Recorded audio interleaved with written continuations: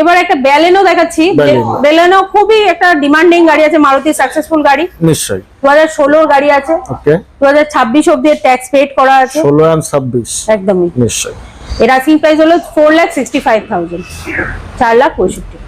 4,65,000। খুবই ভালো কন্ডিশনে আছে, ফুললি অরিজিনাল পেইন্ট আছে, পার্ল হোয়াইট কালারের উপর আছে গাড়ি। পার্ল হোয়াইট কালার মানে পুরোটাই সাদা নয়, না এটা পার্ল হোয়াইট বলা হয়। যে কালারটা হয় পার্ল হোয়াইট কালার আছে।